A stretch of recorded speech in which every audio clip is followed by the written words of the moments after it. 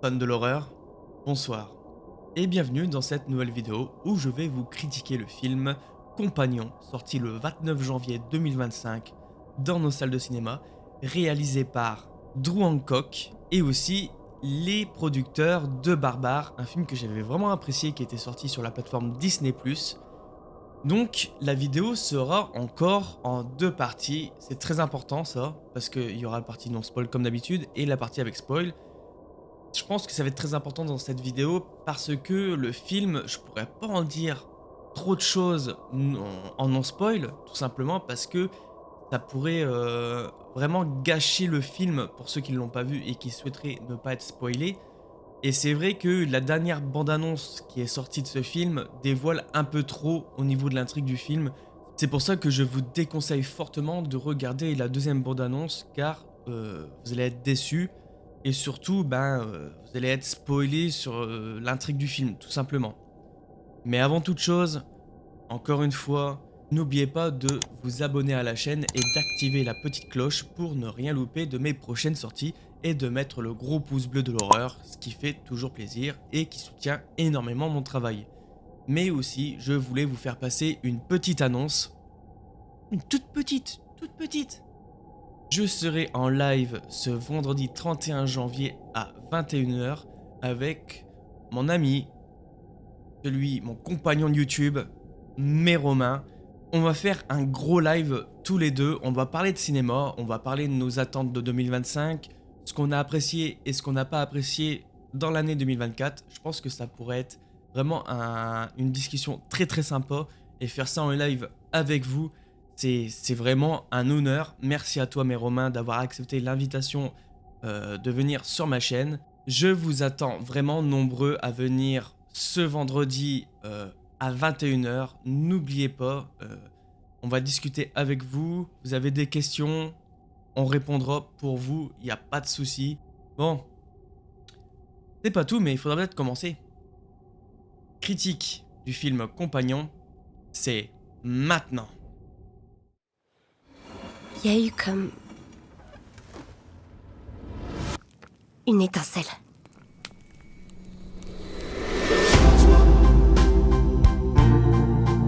On est à la partie non spoil de Compagnon.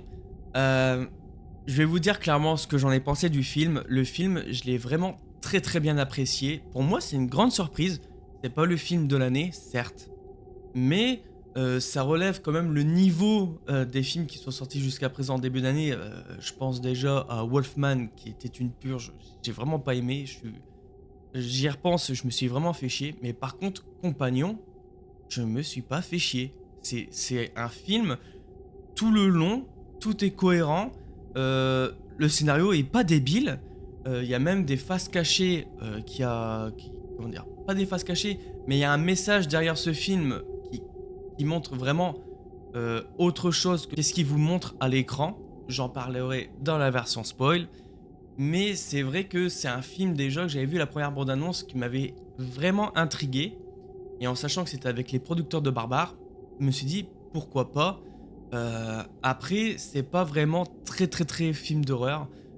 C'est plutôt un peu thriller, un peu humour. Il y a de l'horreur, hein. Il y a de l'horreur, il n'y a pas de souci là-dessus. Mais quand vous savez réellement les choses, ce qui se passe dans le film, là par contre, oui, ça peut tourner vraiment dans l'horreur. Et quand même, dans le film, il y a un petit casting à piquer des hannetons quand même. Je vous présente vraiment les acteurs principaux du film. Donc déjà, à commencer par le couple Iris et Josh. Iris, jouée par Sophie Zatcher, je crois que je prononce bien son nom. Elle a joué dans Heretic, The Boogeyman et aussi le fameux Maxine que j'ai vraiment pas aimé. Alors, que j'ai vraiment pas aimé de la trilogie X. Avec son compagnon, justement, Josh, qui est joué par Jack Quaid. Pareil, franchement, je suis vraiment nul en nom, mais je pense que ça se prononce comme ça, c'est Jack Quaid. Donc, le célèbre Jack Quaid qui joue Yugi dans The Boys, une série que j'adore. Il a joué aussi dans Scream, qui joue le rôle de Richie. Et il a joué aussi dans Oppenheimer et bien d'autres. C'est un acteur ultra connu, voilà. Dans le film aussi, il y a les amis de Iris et Josh, car il faut savoir que dans le film, ils vont dans un sorte de chalet isolé pour rejoindre des amis pour un week-end qui sont avec Kat, Patrick et Ellie. Donc Kat, qui est jouée par Megan Suri, donc elle joue que des petits rôles, à part que le dernier film qu'elle a fait c'était Inside, qui est sorti en 2023. Je n'ai pas vu ce film, donc je pourrais pas vous dire si vraiment le film il est bien ou pas, mais en tout cas, dans Compagnon, je l'ai trouvée convaincante. On la voit pas beaucoup à l'écran, mais bon, quand elle est là, elle fait le taf. Patrick, joué par Lucas Gage, il a joué dans Smile 2, Euphoria, ou alors il a joué dans la série You. Et Ellie, jouée par Arwen Guillen. Donc je crois que c'est son vraiment premier grand rôle. Et c'est vrai que le casting, il est vraiment très très bon dans ce film. La photographie est très très bonne. C'est vraiment un film qui pourrait se passer à notre époque, mais un petit peu plus poussé.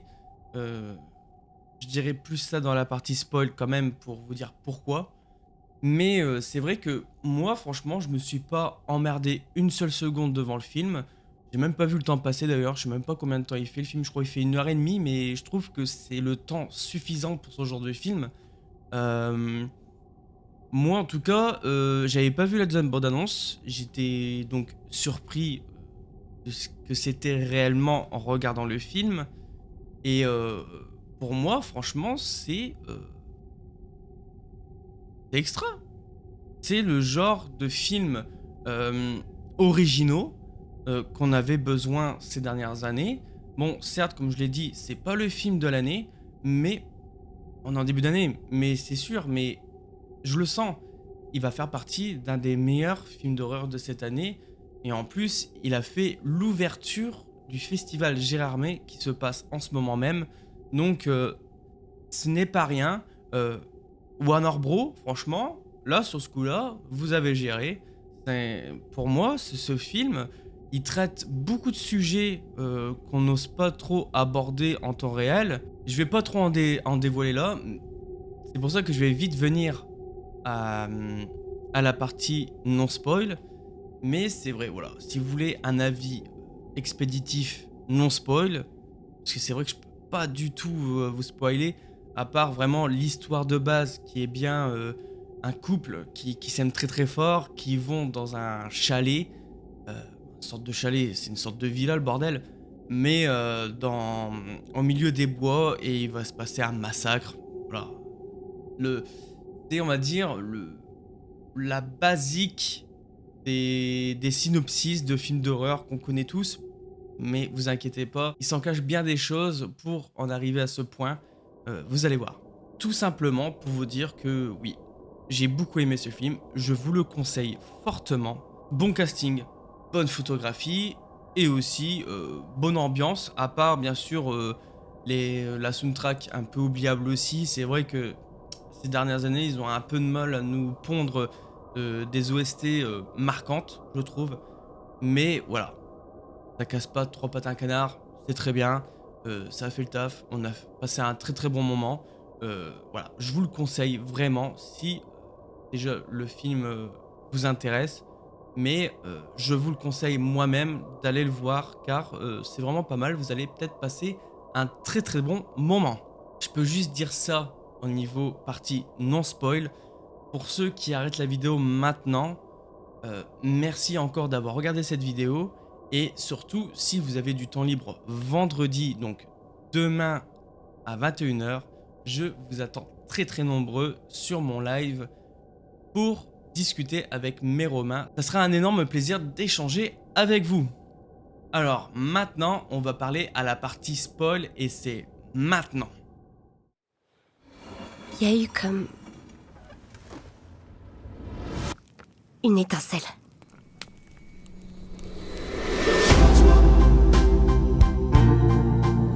On est maintenant à la partie spoil. Je pourrais enfin vous dévoiler toute l'intrigue du film.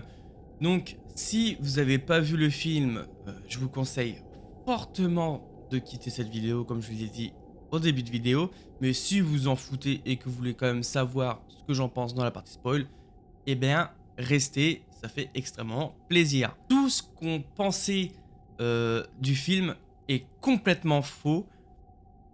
Faux non, mais il faut savoir que Iris est un robot sexuel, donc une sex doll, tout simplement, qui est programmée pour être folle amoureuse justement de Josh. Donc c'est un programme vraiment très très poussé, une technologie vraiment très très poussée. Et franchement, quand elle est accrochée et qu'elle est configurée sur la personne qu'elle doit viser, justement, qu'elle doit aimer, et ben ça devient un compagnon de sexe. Mais un petit peu plus poussé. Très poussé même. Donc on voit que Josh, justement, il peut la contrôler avec son téléphone, tout ça. Il peut vraiment changer la couleur des yeux, tout ça. Donc ouais, c'est un peu la Megan 2.0 version sexuelle. Mais mieux. Mieux. Donc dans le film, on apprend, elle tue le sort de russe parce qu'il lui a fait des attouchements, tout ça. Elle a voulu se défendre. Donc en vrai, c'est des robots qui ne peuvent pas se défendre normalement et qui n'a aucune agressivité pour justement pour ne pas faire mal aux humains. Mais là, elle a tué le russe qui l'avait agressé. Et en fait, on apprend que c'est Josh qui avait manipulé tout ça, qui a hacké son système pour qu'elle soit plus agressive et que justement elle puisse faire du mal aux humains. Tout ça pour voler son argent, car c'était un homme qui était très riche, un peu mafieux. Il voulait faire passer le meurtre sur Iris, vu que c'est un robot, et que ça passerait inaperçu. Tout va pas se passer comme prévu, malheureusement, parce que Iris va réussir à... comment dire, à se reprogrammer elle-même et justement à se venger justement de Josh, malgré que dans son système elle aime toujours Josh et qu'elle veut toujours rester auprès de lui malgré tout le mal qu'il lui fait. Et c'est pour ça que je disais en début de vidéo, il y a un message vraiment caché à l'intérieur dans ce film. Il y en a peut-être beaucoup d'entre vous qui l'auraient vu, mais pour moi ça parle de violence conjugale, d'une femme qui peut... Les femmes qui peuvent subir justement cette violence par leurs compagnons et qu'ils n'arrivent pas à s'en sortir, ou alors le syndrome de Diogène. Alors le syndrome de Diogène, si vous savez pas ce que c'est un homme tellement qu'il fait de mal à une femme ou il la torture psychologiquement. En fait, elle développe un sentiment de... On appelle ça d'attachement, mais très profond en fait, malgré, même si elle est séparée de cette personne-là après tout ce qu'elle a vécu, cette personne va lui manquer et forcément elle va toujours l'aimer. Donc je raconte grosso modo ce que c'est le syndrome d'Eugène, je suis pas vraiment expert là-dessus, mais je trouve que quand j'ai vu le film, moi j'ai senti ce truc-là en fait. J'ai senti que ça parlait, ça dénonçait les violences conjugales et je trouvais ça vraiment intéressant de mettre ce message-là, car on le sait pas tous, nous les hommes. Maintenant, on le voit un peu plus, parce que les femmes s'ouvrent un peu plus, prennent la parole, et ça c'est super, sur ces violences conjugales qui devraient pas exister justement. Et c'est vrai que le film montre bien les dangers de la violence conjugale, et en sorte de aussi mettre en garde contre voilà, c'est des pervers narcissiques, tout ça. C'est moi pour moi, j'ai vraiment bien aimé, ce message. C'était pas un message, cucu-gnangnan pour une fois dans ce genre de film. Ça passe très, très bien. Hem, pour moi, ouais, le film, c'est un sans faute. Après, quelques petits défauts au niveau, par-ci par-là, mais en vrai, je suis grave surpris. Je suis sorti du cinéma, j'étais vraiment très, très content d'avoir regardé ce film. Et pareil, le film dégage quand même un humour assez spécial, mais même moi, dans la séance, j'ai quand même rigolé plusieurs fois, mais ça n'entache pas le message qu'il y a derrière en fait. Tout le long du film, ça montre quand même une fille qui est follement amoureuse de son compagnon. On voit que tous les deux, ils s'aiment très très fort, et plus le film il avance, plus on voit le vrai visage de Josh, et qu'en fait, c'est un enfoiré de première. Euh, Même si Iris, c'est un robot, on devrait s'en foutre parce qu'elle n'a pas de sentiments, tout ça, mais ça reflète mais exactement la réalité. Mais vraiment. Et c'est pour ça que ce message m'a grave touché parce que il y a beaucoup de femmes qui en souffrent. Donc c'est vrai que ce film-là, voilà, j'en suis extrêmement content. Pour moi, c'est une bonne réussite de ce début d'année. Et j'espère revoir encore des films de ce genre. Pas des films de ce genre non plus, mais j'espère que les prochaines sorties de films d'horreur seront convaincantes et que quand je sortirai de cette fameuse salle de cinéma, que j'aurai encore plein d'étoiles devant les yeux. Et moi, c'est un film que je reverrai. Je l'achèterai en Blu-ray 4K. C'est sûr et certain, bordel. Et voilà. Donc, si vous avez pas vu Compagnon, foncez le voir. C'est un film super bien à voir. Et aussi, en termes de violence, ça va. C'est quand même pas mal. La violence est accentuée. Par contre, ouais, il y a des moments... c'est chaud quand même. Mais voilà, tous les personnages sont convaincants. Même, par exemple, Patrick et Ellie, je m'y attendais pas du tout. Donc, c'est un couple d'homosexuels. Des amis à Kat et à Josh. Et on apprend que Patrick, en fait, c'est un sex doll aussi. Et je le voyais pas du tout dans le film. Je me suis bien fait avoir parce que en plus leur histoire était vraiment cohérente. Ça peut vraiment se produire comme ça. Mais on apprend que voilà que Patrick est un robot et il va avoir justement un rôle très important parce qu'il se fait contrôler par Josh à la fin pour pouvoir tuer Iris et tout le monde sur son passage pour que son plan fonctionne. Ça, j'ai vraiment bien aimé. Vraiment, c'était chaud. Et je disais justement ça pourrait arriver à nous parce que les voitures qui roulent toutes seules, ça peut être maintenant. Bon, des robots aussi poussés que ça, je ne pense pas. On en allait très loin, je pense qu'on sera mort quand ça arrivera vraiment à cette technologie-là. Mais en tout cas, ouais, ça m'a fait penser à Megan, mais en mieux.